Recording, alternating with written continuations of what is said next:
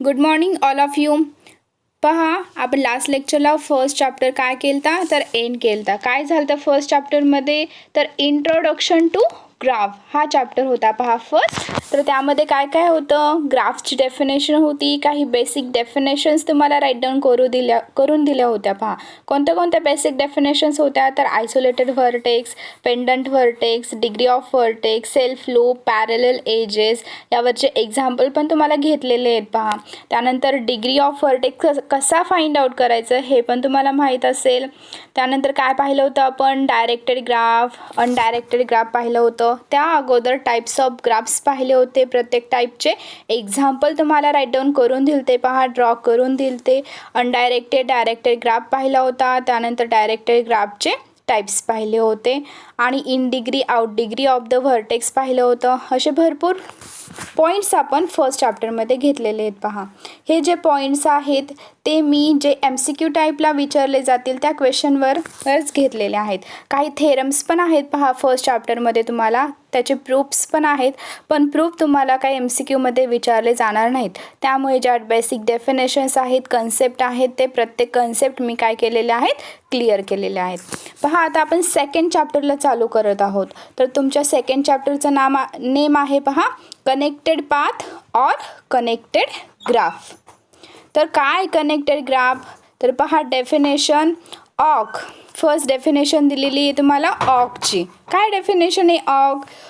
Awk means चालणे. तुम्हाला माहीत आहे एका प्लेसवरून दुसऱ्या ठिकाणी जायचे तुम्हाला, तर कसं जाणार आहे तर त्याची डेफिनेशन आहे पहा, a walk is defined as a finite alternating sequence of vertices and edges beginning and ending with vertices such that every edge appear exactly one or no edge appear more than one.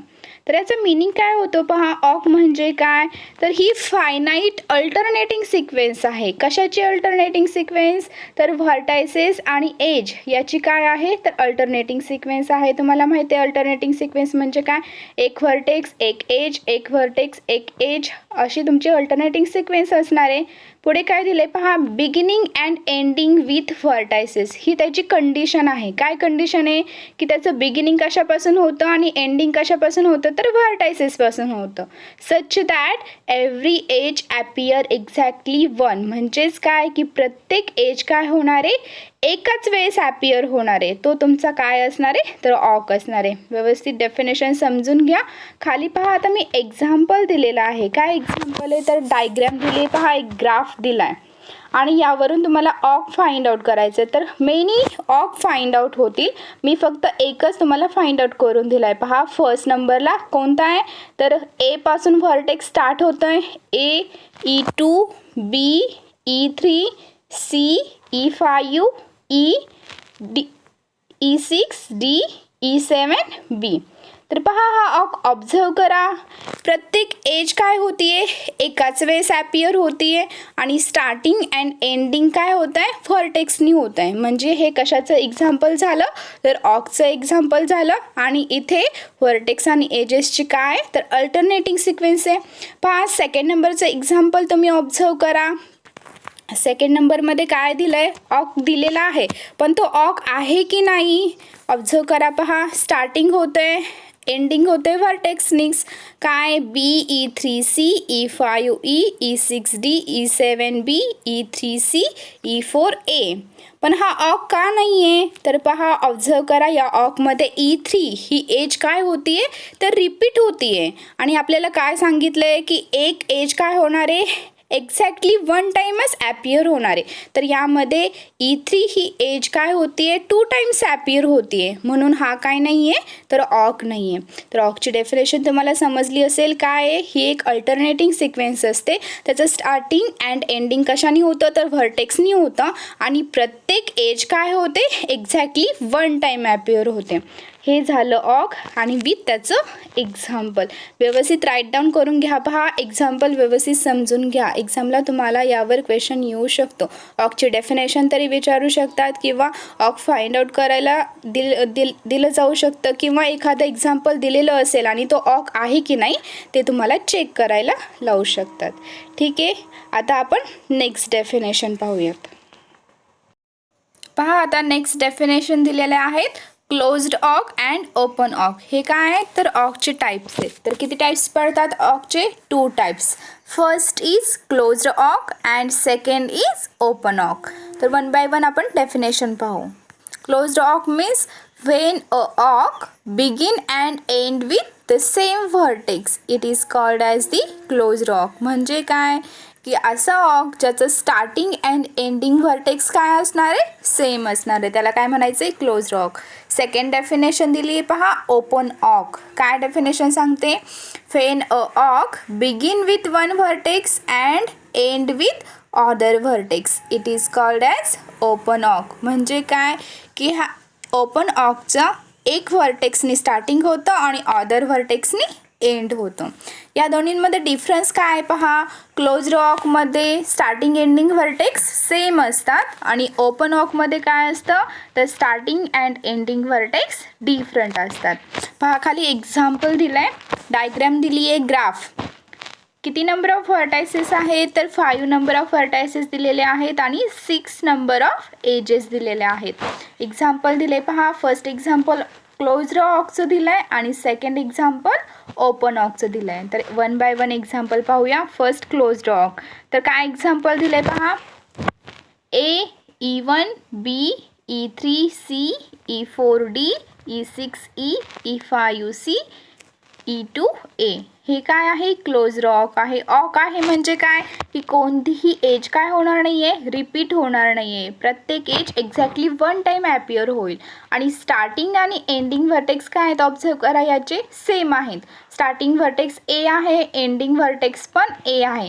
म्हणजे हे कशाचं example झालं तर closed ऑकचं example झालं. Second open ऑकचं example दिलं आहे पहा. काय तर ए E1 B E3 C E4 D E6 E E5 C.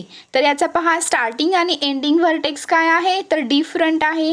म्हणजे स्टार्टिंग होतोय 1 व्हर्टेक्सनी आणि एंडिंग होतोय अदर व्हर्टेक्सनी. सो हे कशाचं एक्झाम्पल झालं? ओपन ऑकचं. आणि यामध्ये कोणतीही एज काय होत नाही आहे? रिपीटेड होत नाही आहे. सो हे एक्झाम्पल आहे ओपन ऑकचं. डेफिनेशन तुम्हाला समजले असतील.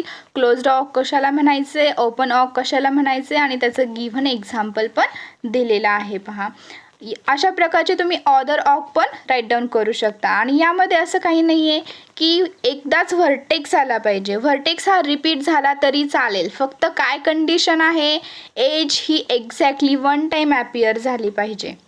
आणि क्लोज्ड ऑकमध्ये स्टार्टिंग एंडिंग व्हर्टेक्स सेम पाहिजे आणि ओपन ऑकमध्ये काय पाहिजे? स्टार्टिंग एंडिंग व्हर्टेक्स डिफरंट पाहिजे. तुम्ही तुमच्या मनाने अजून काही ऑक राईट डाऊन करू शकता जे क्लोज्ड ऑक असतील आणि ओपन ऑक असतील.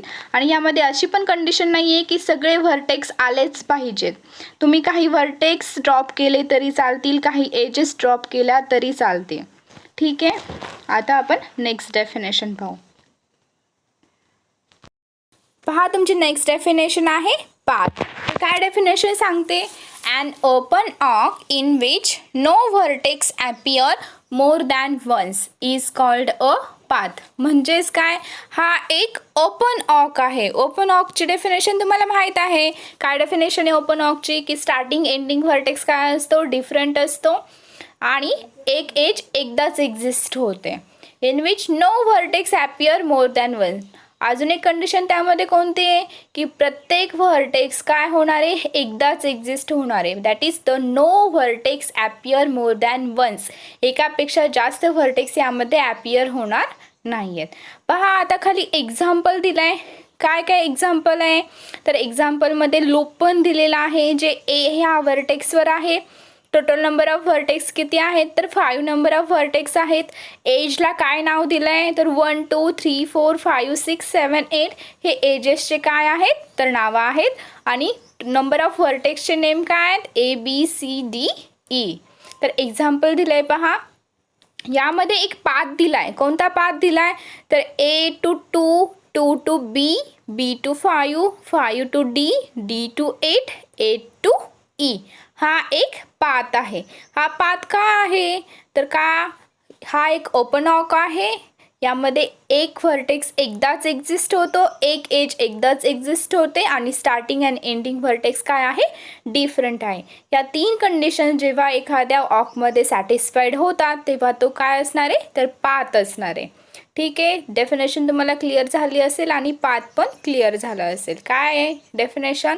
अन open awk in which no vertex appear more than once is called a path. आणि त्याचं एक्झाम्पल दिलं आहे.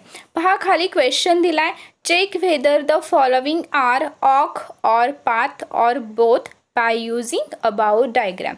पाथचं जे एक्झाम्पल दिलं आहे पहा, जी डायग्रॅम जो ग्राफ दिला आहे त्या ग्राफचाच यूज करून तुम्हाला काय करायचे आहेत? खालचे क्वेश्चन सॉल्व करायचे आहेत. आता तुम्हाला दिलेले आहे पहा, व्हर्टेक्स दिले आहेत, अल्टरनेटिंग व्हर्टेक्स अँड एजेस दिलेले आहेत. ते तुम्हाला काय चेक करायचं आहे? हा ऑक आहे की नाही किंवा पाथ आहे की नाही हे चेक करायचं आहे. ठीक आहे, हा तुम्हाला होमवर्क असणार आहे. प्रत्येकाने हे 5 एक्झाम्पल्स काय करायचेत? घरी सॉल्व करायचेत. तो पाथ आहे की ऑक आहे ते चेक करायचे. एक वेळेस ते दोन्ही असू शकतात किंवा एक एक्झिस्ट असू शकतो, दुसरा नसू शकतो. ठीक आहे, तर ऑकमध्ये काय असणार आहे? ऑकमध्ये अल्टरनेटिंग व्हर्टेक्स आणि एजेसची सिक्वेन्स असणार आहे. आणि अजून काय असतं त्यामध्ये? 2 टाईप्स पडतात पहा, क्लोज्ड आणि ओपन. मग तुम्ही ते पण चेक करा की ऑक हा क्लोज्ड आहे की ऑक हा ओपन आहे ते. आणि पाथमध्ये काय काय असतं? तर तो ओपन ऑक असणार आहे, म्हणजे स्टार्टिंग एंडिंग व्हर्टेक्स डिफरंट असणार आहे, एक एज एकदाच एक्झिस्ट होणार आहे आणि व्हर्टेक्स पण एकदाच एक्झिस्ट होणार आहे. सो या कंडिशन्स व्यवस्थित समजून घ्या आणि त्यानंतर हे एक्झाम्पल काय करा? प्रत्येकाने घरी सॉल्व करा. ठीक आहे, आता आपण नेक्स्ट डेफिनेशन पाहू. पहा तुमची नेक्स्ट डेफिनेशन आहे सर्किट. तर काय डेफिनेशन सांगते? व्यवस्थित रीड करा पहा. Circuit is a closed arc in which no edge appear more than once.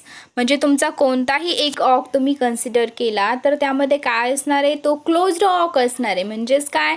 Starting आणि एंडिंग व्हर्टेक्स सेम असणार आहे आणि no edge appear more than one. म्हणजे काय? जी एज एक्झिस्ट होणार आहे ती एकापेक्षा जास्त वेळा एक्झिस्ट व्हायला नको. ही त्याची काय? तर कंडिशन आहे. पहा खाली एक्झाम्पल दिलं आहे. तर किती नंबर ऑफ व्हर्टेक्स दिले ते यामध्ये? तर 3 नंबर ऑफ व्हर्टेक्स दिलेत, V1, V2, V3. आणि किती नंबर ऑफ एजेस दिलेला आहेत? तर 3 नंबर ऑफ एजेस दिले आहेत पहा, E1, E2 अँड E3. तर आता यामध्ये सर्किट कशाला म्हणायचे? खाली मी एक्झाम्पल दिले पहा, V1 to E1, E1 to V2, V2 to E2, E2 to V3, V3 to E3, E3 to V1 is a circuit. आता ही सर्किट का होईल? कारण पहा हा क्लोज्ड ऑक आहे. क्लोज्ड ऑक म्हणजेच काय? स्टार्टिंग एंडिंग व्हर्टेक्स सेम आहेत आणि अजून एक कंडिशन सॅटिस्फाईड होती आहे, which is no edge appear more than one. म्हणजे प्रत्येक एज एकदाच एक्झिस्ट होती आहे, एकाच वेळेस ॲपियर होती आहे. पहा E1 ही एकदाच आलेली आहे, E2 ही एकदाच आलेली आहे आणि E3 सुद्धा एकदाच आलेली आहे. म्हणजे हा जो गिव्हन दिलेला ऑक आहे, पाथ आहे, ते काय असणार आहे? तर सर्किट असणार आहे. पहा नेक्स्ट डेफिनेशन आहे ट्रेल. पहा इथे माझी स्पेलिंग मिस्टेक झाली आहे, ट्रायल झाला आहे, तर यालाच काय म्हणायचं आहे तुम्ही? ट्रेल. राईट डाऊन करत असताना स्पेलिंग काय लिहिता? TRAIL. ट्रेल. तर ट्रेल म्हणजे काय? Trail is an open awk in which no edge appear more than once. हा काय असणार आहे? ओपन ऑक असणार आहे. No edge appear more than once. जी सर्किटला कंडिशन आहे तीच कंडिशन याला आहे.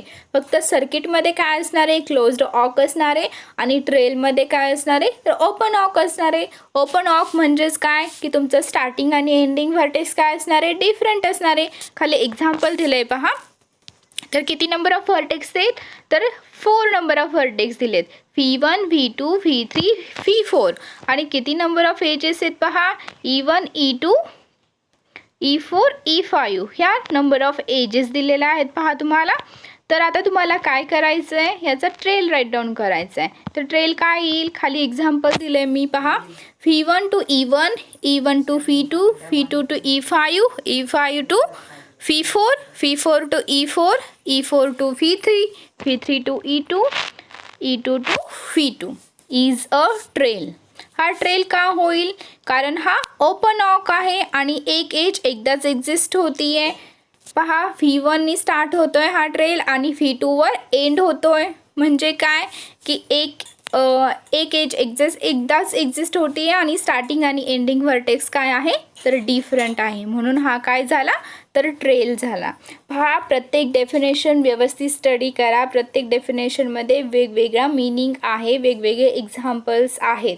सो व्यवस्थित स्टडी करा. पहा, सर्किट झालं, ट्रेल झालं, या दोन्हींवरचे पण एक्झाम्पल्स तुम्हाला एक्झामला विचारले जाऊ शकतात किंवा तुम्हाला एखादा ऑक दिला जाऊ शकतो, तो ट्रेल आहे की नाही, तो सर्किट आहे की नाही ते चेक करायला सांगितलं जाऊ शकतं. ठीक आहे, तर डायग्रॅम व्यवस्थित अगोदर रीड करायचे. डायग्रॅम जर समजली तर तुम्हाला ह्या सगळ्या definitions one by one clear होणार आहेत. तर कोणते कोणते डेफिनेशन्स पाहिल्या ते पहा. तर ऑक पाहिला आहे, त्यानंतर क्लोज्ड ऑक, ओपन ऑक, हे ऑकचे दोन टाईप्स पडतात. त्यानंतर सर्किट पाहिलं आहे, ट्रेल पाहिलं आहे. तर प्रत्येक डेफिनेशन ही व्यवस्थित रीड करायची, राईट डाऊन करून घ्यायची आहे. पहा, त्यामुळे तुम्हाला नेक्स्ट जे एक्झाम्पल्स आहेत ते समजतील. ठीक आहे, आता आपण नेक्स्ट पॉईंटला स्टार्ट करणार आहे.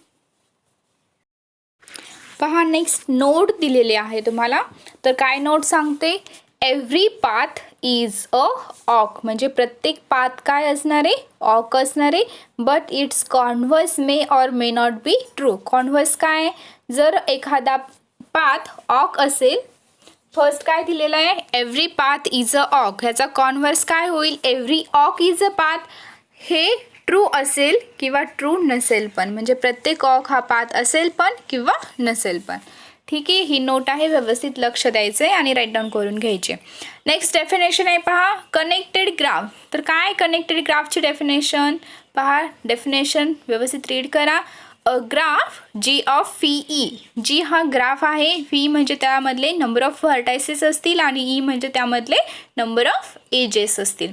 तर काय definition, a graph G of phi is said to be a connected if there exist at least one path between each and every pair of the vertices in जी.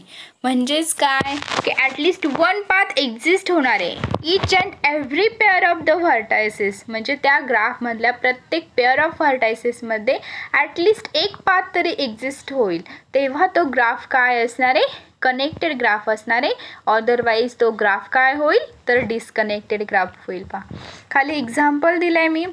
तर किती नंबर ऑफ व्हर्टायसेस आहेत, 4 number of vertices आहेत, त्यामध्ये 4 number of edges दिलेल्या आहेत. पहा, आता मी प्रत्येक पेअरमध्ये पाथ एक्झिस्ट होतोय की नाही तो त्याच्या राईट हँड साईडला राईट डाऊन केलेला आहे. पहा, तर फर्स्ट पेअर कोणती घेतली आहे, ए बी ही पेअर घेतली आहे. तर त्यामध्ये कोणता पाथ येतोय, पहा A1B हा पाथ येतोय, म्हणजे फर्स्ट पेअर ए बीमध्ये ॲटलिस्ट वन पाथ तरी एक्झिस्ट होतोय, म्हणजे ए बी हा पेअर पाथ एक्झिस्ट करतीये. सेकंड पेअर घेतली ए सीमध्ये कोणता पाथ येतोय, पहा A2 E1, E1 to be, B2 E2 आणि E2 टू सी हा पाथ एक्झिस्ट होतोय, म्हणजे A2 C पेअरमध्ये एक पाथ एक्झिस्ट होतोय. A2 D मध्ये एक पाथ एक्झिस्ट होतोय, पहा A2 E4, E4 to D, म्हणजे ॲटलिस्ट वन पाथ एक्झिस्ट होतोय प्रत्येक पेअरमध्ये. नेक्स्ट पेअर घेतली आहे मी बी सीमध्ये कोणता पाथ एक्झिस्ट होतोय, पहा BE2 C हा पाथ एक्झिस्ट होतोय.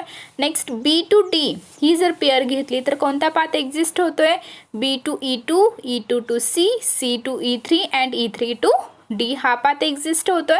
नेक्स्ट पेअर घेतली मी CD, यामध्ये कोणता पाथ एक्झिस्ट होतोय, पहा C2 E3 and E3 to D हा पाथ एक्झिस्ट होतोय. म्हणजे तुम्ही कोणतीही पेअर घेतली तर त्यामध्ये ॲटलिस्ट वन पाथ एक्झिस्ट होतोय, म्हणजे प्रत्येक कंडिशन कनेक्टेड ग्राफची हा ग्राफ सॅटिस्फाईड करतोय. कोणती कंडिशन आहे, at least one path between each and every pair of the vertices in G, ही कंडिशन काय करतोय, हा गिव्हन ग्राफ सॅटिस्फाईड करतोय. म्हणून हे कशाचं एक्झाम्पल झालं तर कनेक्टेड ग्राफचं एक्झाम्पल झालं. पहा, डेफिनेशन ही तुम्हाला एक्झामला विचारली जाऊ शकते आणि एक्झाम्पल हे तुम्हाला समजण्यासाठी दिलेला आहे. ठीक आहे. आता नेक्स्ट एक्झाम्पल पाहू आपण डिस्कनेक्टेड ग्राफचं, की ग्राफ हा डिस्कनेक्टेड केव्हा असतो. पहा नेक्स्ट एक्झाम्पल दिलं आहे, एक्झाम्पल ऑफ डिस्कनेक्टेड ग्राफ. तर यामध्ये पहा किती नंबर ऑफ व्हर्टायसेस दिले, तर ABCDEF हे नंबर ऑफ व्हर्टायसेस आहेत आणि एजेस किती दिलेले आहेत पहा, E1 E2 E3 E4 E5. तर पहा व्यवस्थित ग्राफ हा ऑब्झर्व करा. तर या एक्झाम्पलमध्ये F हा व्हर्टेक्स आहे तो एक डायग्रॅमपेक्षा सेपरेट दिलेला आहे, त्यामध्ये कोणती एज कनेक्टेड नाही आहे. म्हणजे कोणताही पॉईंट किंवा A to F जर तुम्ही पॉईंट किंवा पेअर कन्सिडर केली तर यामध्ये पाथ एक्झिस्ट होणार नाही आहे. तुम्ही D to F हा जर पाथ घेतला किंवा पेअर घेतली D to Fची तर यामध्ये पाथ एक्झिस्ट होणार नाही आहे. कोणताही व्हर्टेक्स ABCDE हा जर Fशी पेअर घेतली तर यामध्ये काय होणार नाही आहे, पाथ एक्झिस्ट होणार नाही आहे. त्यामुळे हे एक्झाम्पल कशाचं झालं, तर डिस्कनेक्टेड ग्राफचं. ठीक आहे. आता तुमचा नेक्स्ट पॉईंट आहे पहा, counting paths between the vertices. तर यामध्ये तुमचे 2 मॅट्रिक्स आहेत पहा, त्यातले 1 by 1 मॅट्रिक्स आता आपण फाइंड आउट करणार आहे. तर फर्स्टली डेफिनेशन पाहूया आणि त्यानंतर हा मॅट्रिक्स कसा फाइंड आउट करायचा ते तुम्हाला सांगते. तर फर्स्ट ॲडजेसन्सी मॅट्रिक्स आहे.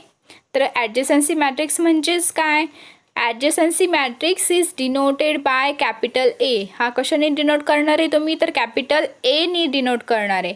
And it is defined as capital A is equal to AIJ. आता हे I आणि J काय असणार आहेत, तर I आणि J हे व्हर्टेक्स असणार आहेत. ठीक आहे. इज इक्वल टू, आता हा मॅट्रिक्स आहे, हा मॅट्रिक्स स्क्वेअर मॅट्रिक्स असणार आहे. म्हणजे तुमचे नंबर ऑफ रोज हे व्हर्टेक्स असणार आहेत आणि नंबर ऑफ कॉलम्स पण काय असणार आहेत, व्हर्टेक्स असणार आहेत. आता हे मॅट्रिक्स कसा फाइंड आउट करायचा आहे, तर पहा A is equal to 1 indicates present of edge between I and J. I आणि J हे काय आहेत, व्हर्टेक्स आहेत. जर 2 व्हर्टेक्समध्ये एज असेल तर तिथे काय रिप्रेझेंट करणार आहे तुम्ही, 1 रिप्रेझेंट करणार आहे. आणि खाली 0 indicate absence of edge between I and J. म्हणजेच काय की 2 व्हर्टेक्समध्ये जर एज प्रेझेंट नसेल तर तिथे तुम्ही 0 रिप्रेझेंट करणार आहे. आणि जर 2 व्हर्टेक्समध्ये एज असेल तर तिथे तुम्ही काय रिप्रेझेंट करणार आहे, तर 1 रिप्रेझेंट करणार आहे. ही काय आहे, ॲडजेसन्सी मॅट्रिक्सची डेफिनेशन आहे. खाली काय लिहिलं आहे, a graph is represented using square matrix. हा ग्राफ कसा रिप्रेझेंट करायचा आहे, तर स्क्वेअर मॅट्रिक्सने रिप्रेझेंट करायचा आहे. पहा आता हे मॅट्रिक्स राईट करत असतानाची जी प्रोसिजर आहे मी तुम्हाला दिलेली नाही आहे, कारण प्रोसिजर ही तुम्हाला विचारणार नाहीत. तुम्हाला डायरेक्टली ॲडजेसन्सी मॅट्रिक्स काय आहे हे फाइंड आउट करायला विचारलं जाऊ शकतं गिवनमध्ये डायग्रॅम देऊन. ठीक आहे. तर आपण यावरचं एक्झाम्पल पाहूया की ॲडजेसन्सी मॅट्रिक्स कसा फाइंड आउट करायचा. पहा एक्झाम्पल दिलं आहे अनडायरेक्टेड ग्राफ रिप्रेझेंटेशनचं. म्हणजे काय की ज्यामध्ये डायरेक्शन दिलेल्या नसणार आहेत त्याचं एक्झाम्पल सेपरेट घेतलं आहे आणि ज्यामध्ये डायरेक्शन्स दिलेल्या आहेत त्याचं एक्झाम्पल सेपरेट घेणार आहे. ठीक आहे. तर क्वेश्चन आहे पहा, find adjacency matrix of the following graph.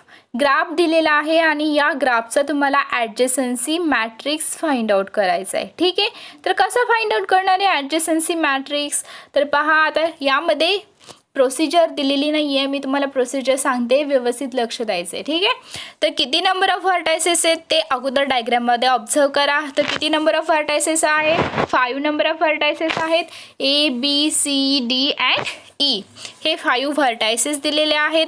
पहा आता तुम्हाला ॲडजेसन्सी मॅट्रिक्स कसा ड्रॉ करायचा आहे किंवा राईट करायचा आहे, तर जेवढे नंबर ऑफ व्हर्टायसेस आहेत ते रोला अगोदर राईट डाऊन करून घ्यायचेत आणि जेवढे नंबर ऑफ व्हर्टायसेस आहेत ते कॉलमला राईट डाऊन करून घ्यायचेत. पहा 5 व्हर्टायसेस आहेत तर 5 रोज आणि 5 कॉलम्स तुमच्या फाइंड आउट होणार आहेत. ठीक आहे. तर आता पहा कसा राईट डाऊन करणार आहे हा मॅट्रिक्स. ज्या ज्या पेअर ऑफ व्हर्टायसेसमध्ये एज असेल तिथे तुम्ही काय करणार आहे, त्याच्या क्रॉस सेक्शन पॉईंटला 1 टाईप करणार आहेत किंवा 1 राईट डाऊन करणार आहेत.